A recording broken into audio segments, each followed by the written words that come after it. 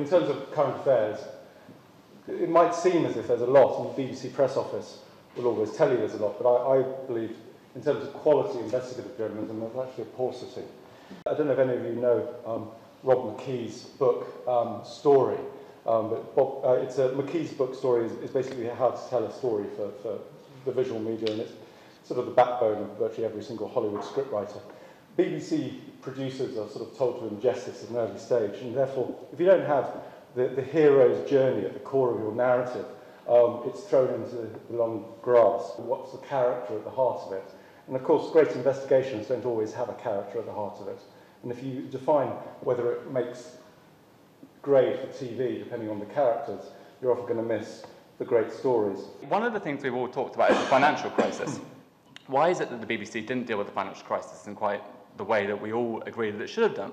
Well, there was a whole process, I think, from under Thatcher, where Thatcher attacked the BBC, and the BBC has always had a sort of a politics of survival, going from one crisis to the next, adapting itself to the imperatives of politics. Now, my argument is that if we want to move towards a more democratic political culture in our media, we need to first of all recognise that impartiality is a myth. You can't be impartial from the society. There's a fundamental contradiction when the BBC argues for its impartiality. The BBC cannot be part of the political constitution and at the same time be impartial. I think there's a very big link between impartiality, actually, and plurality in many ways, because plurality is not just about the numbers of different types of organisations out there doing news, it's also about the content and plurality within each of those institutions or organisations. We've got news outward facing on our televisions, and we've got news coming up in all different forms, and we've got the internet.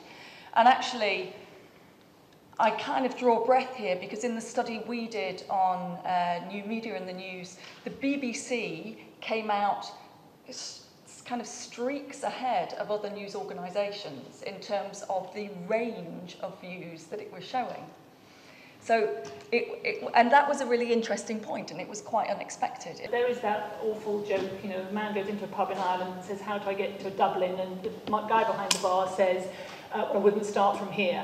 And that is where we are now with the BBC, which is if you were trying to create a world-class broadcaster doing really good, thorough investigative journalism with a plurality of views and impartiality and all that, you would not start with this monstrous thing that now exists, in which, yes, the people at the top are paid ridiculously inflated salaries. You would start with something much leaner and much more effective, much more responsive, much less beholden to all the other news organisations who it tends to follow in order not to get into trouble, and that's where the timidity comes in.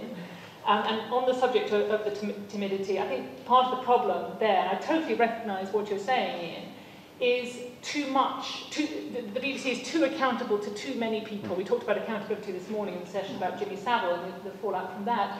It's not just the audience. I don't think, yes, programme makers, of course, are always thinking about the audience, but they're also thinking about the government. They're thinking about the Select Committee, which works independently of the government. They're thinking about the Daily Mail. They're thinking about the Daily Telegraph. All those things. The BBC feels constantly accountable to everybody, and as a result, is probably not accountable enough to anybody. I'm not sure that we've really got to grips with why we're talking about pluralism today. But it's very intriguing to me that something that's been brought up twice now is that programming started after the general strike. And, you know, I think that's something that you ought to think about. Why did programmes start after the general strike?